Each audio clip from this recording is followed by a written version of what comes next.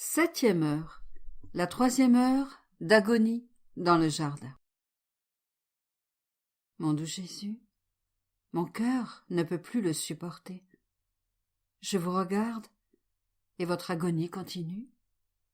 Le sang ruisselle abondamment de tout votre corps. Vous êtes trop faible pour vous tenir debout et vous tombez dans une flaque de sang. Ô mon amour, mon cœur se brise en vous voyant si faible et si épuisé. Votre face adorable et vos mains créatrices reposent sur le sol, tout maculé de sang. Les créatures vous envoient des rivières d'iniquité et vous voulez verser des rivières de sang pour noyer leurs transgressions dans votre très précieux sang et donner à chaque âme, par votre sang, l'assurance de votre pardon. Mais, ô mon Jésus, je vous en prie, levez-vous, vous souffrez trop, votre amour ne doit pas en faire davantage. Et alors que mon bien-aimé Jésus semble mourir dans son propre sang, l'amour lui redonne une vie nouvelle.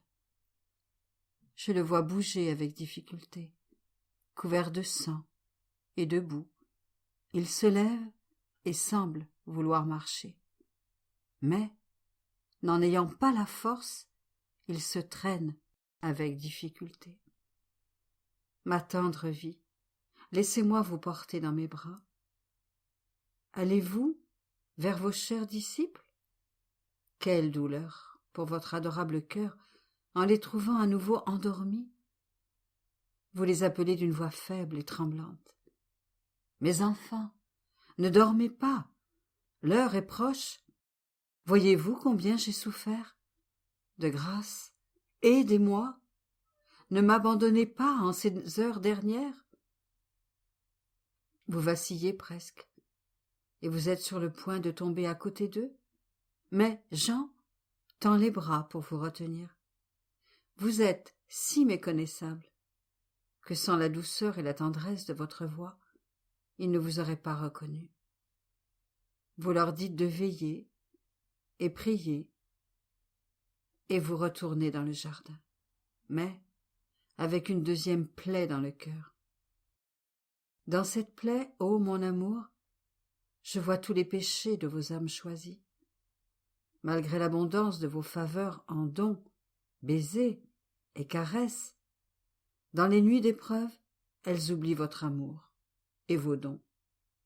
Elles semblent devenir étourdies et somnolentes et perdent ainsi l'esprit de vigilance et de prière constante. Mon Jésus, comme il est vrai qu'après vous avoir vu et goûté à vos dons, il est trop dur de souffrir d'en être privé. Seul un miracle peut permettre à ces âmes de supporter cette épreuve.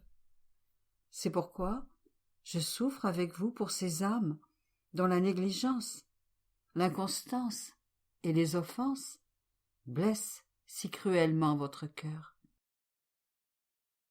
Si elles ne devaient faire qu'un seul pas qui pourrait vous déplaire, je vous supplie de les entourer de tant de grâce qu'elles ne s'endormiront pas et ne perdront pas l'esprit de prière continuelle.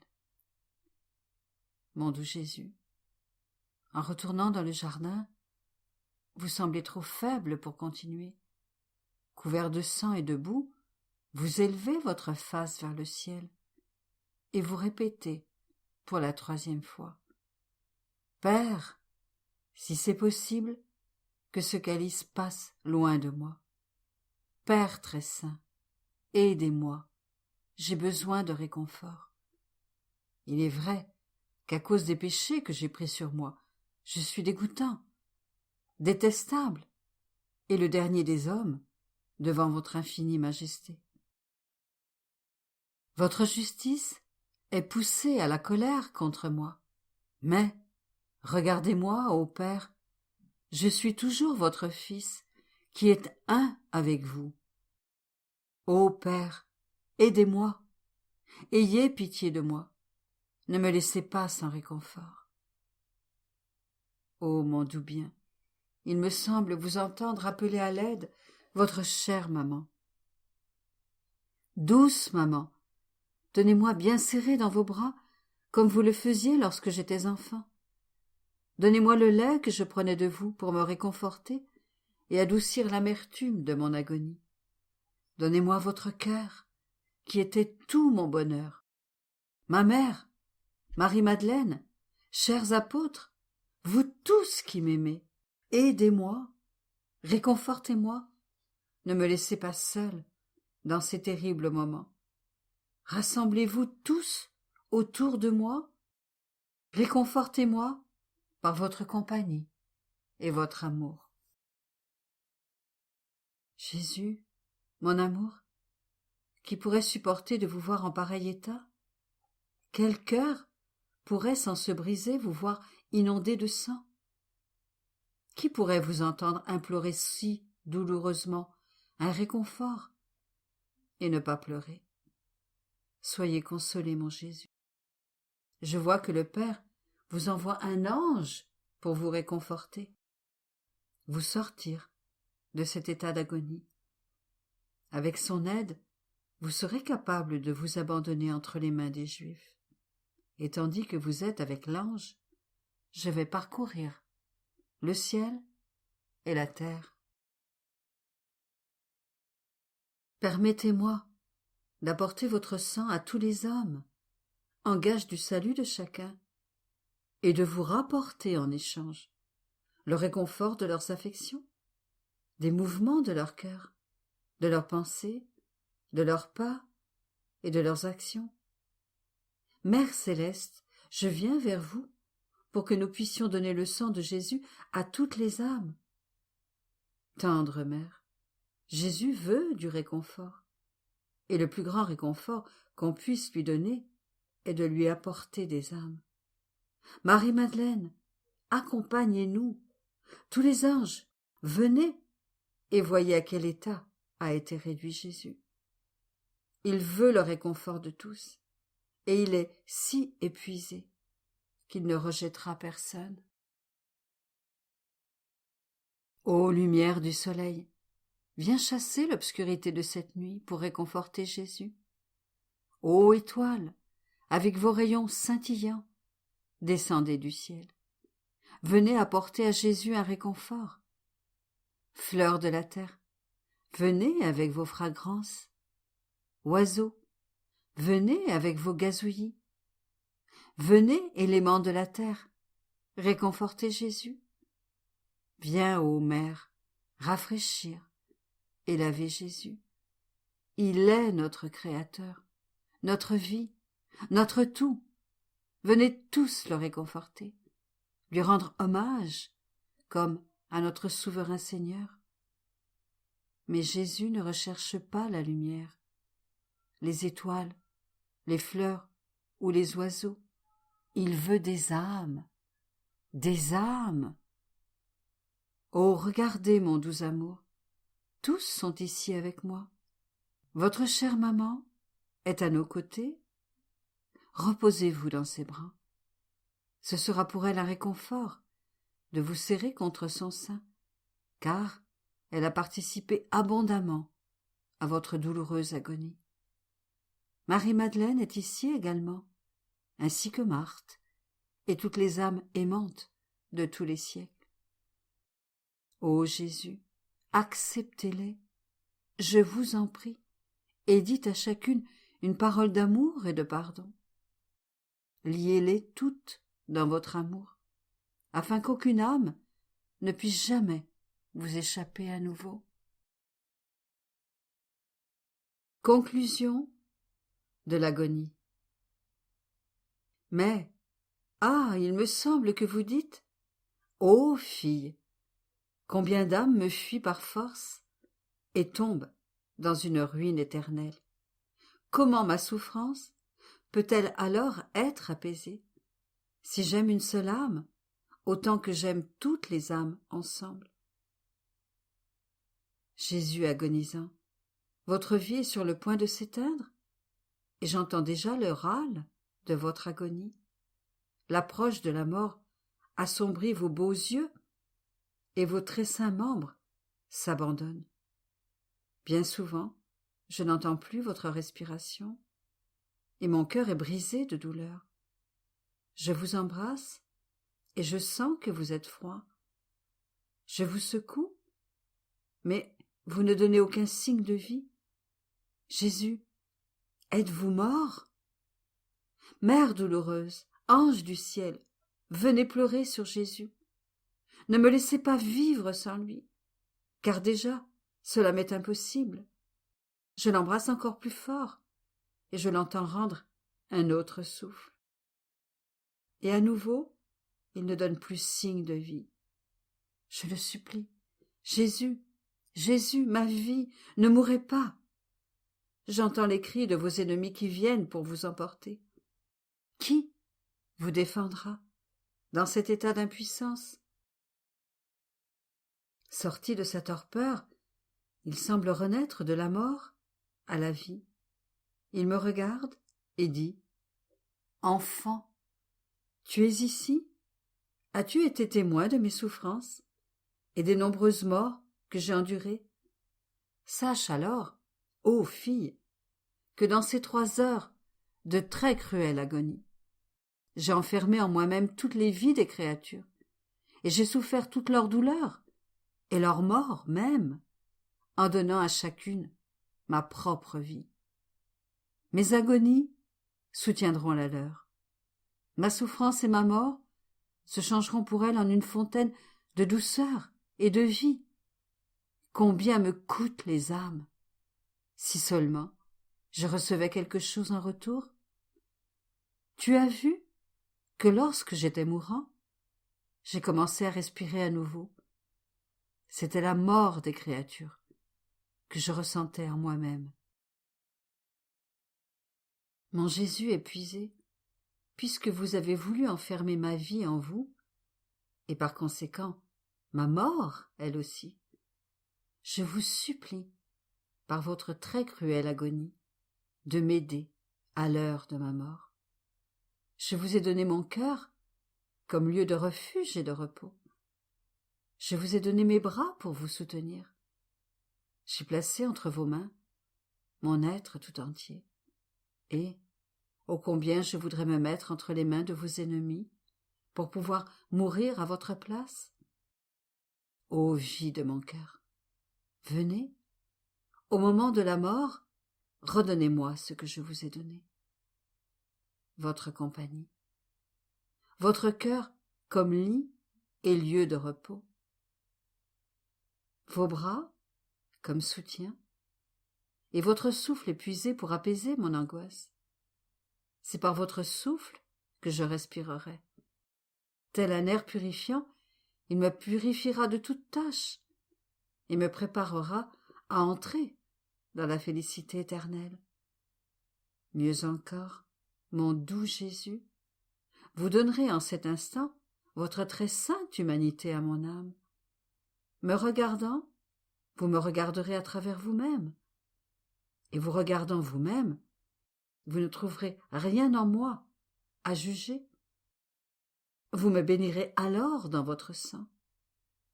Vous me revêtirez du vêtement sans tache de votre très sainte volonté.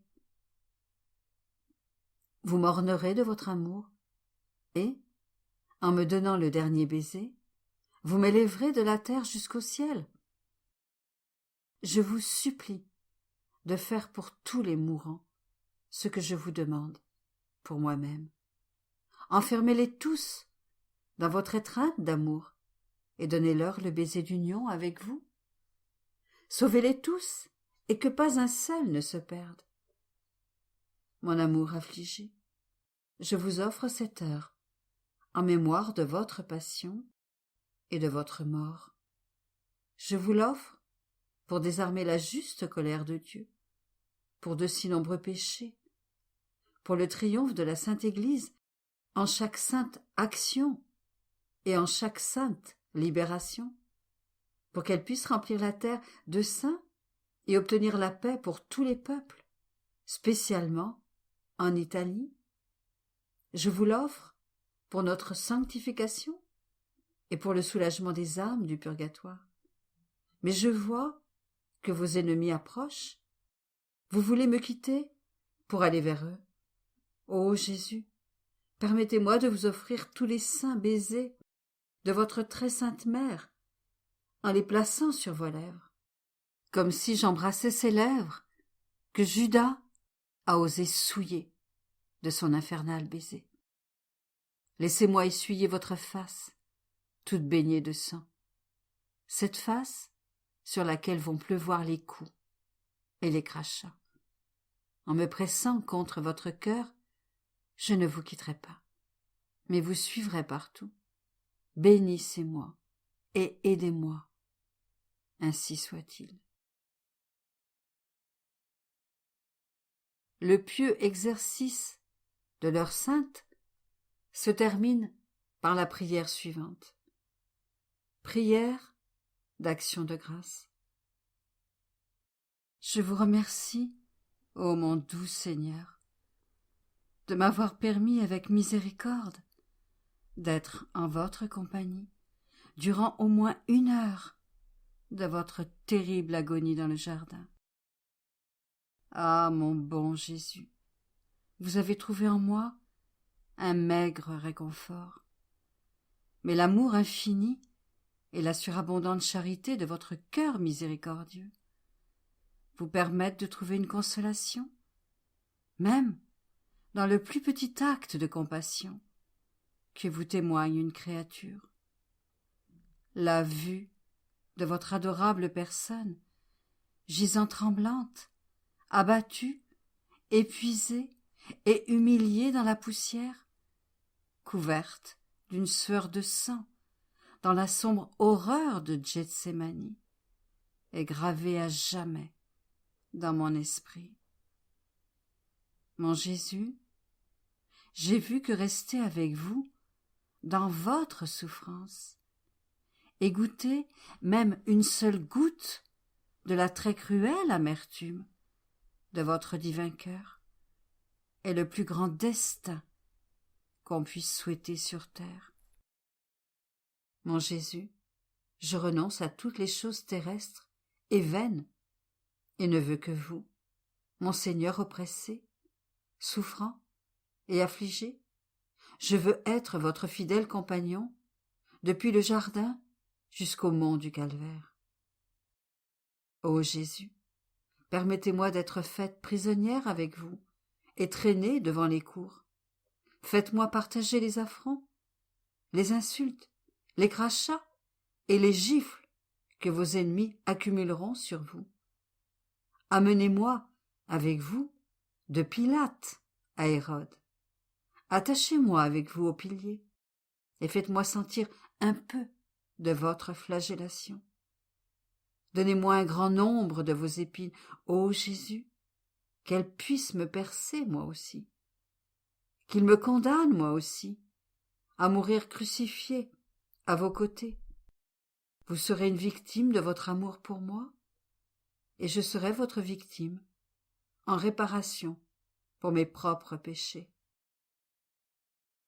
Accordez-moi le destin du Cyrénéen pour que je puisse vous suivre jusqu'au calvaire, et laissez-moi alors être cloué sur la croix pour souffrir et mourir avec vous.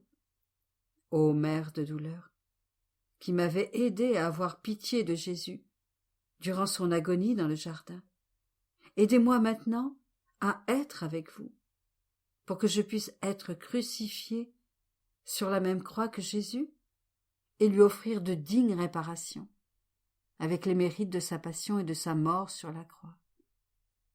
Ainsi soit-il. Réflexion pour 23 heures. Dans cette 3e heure de Gethsémani, Jésus demande l'aide du ciel. Sa souffrance est si profonde qu'il demande même à ses propres disciples de le réconforter. En quelque circonstance que je me trouve, triste ou malheureuse, est-ce que je cherche toujours l'aide du ciel? Même si je recherche l'aide des autres, est-ce que je le fais avec prudence, en la demandant à ceux qui peuvent m'offrir un saint réconfort. Et si je ne reçois pas des autres le réconfort que je cherche, suis-je au moins résigné à leur indifférence, en m'abandonnant plus encore entre les bras de Jésus? Mon Jésus a été réconforté par un ange.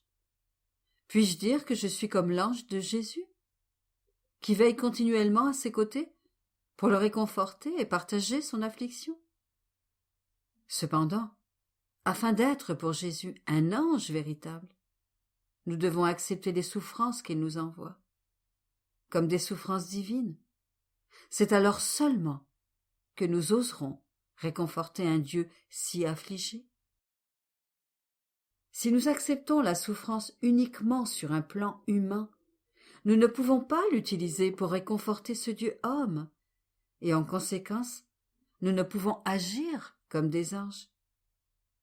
Lorsque Jésus m'envoie des souffrances, on dirait qu'il m'envoie aussi un calice où je devrais déposer le fruit de ces souffrances. Ces afflictions, endurées avec amour et résignation, seront alors converties en un très doux nectar, et j'irai à mon Jésus souffrant en lui offrant le calice qu'il m'a envoyé. Et mes souffrances seront alors changées en douceur. Comme un ange, je le porterai à ses lèvres pour qu'il boive, pour le réconforter et l'apaiser. En chaque souffrance, je dirai alors: Jésus m'invite à être un ange à ses côtés. Il veut mon réconfort, et pour cette raison, il me fait partager ses souffrances. Jésus, mon amour, dans la souffrance, je cherche votre cœur pour m'y reposer, et dans votre souffrance, je veux faire réparation avec la mienne. Que dans cet échange, je puisse être votre ange de consolation.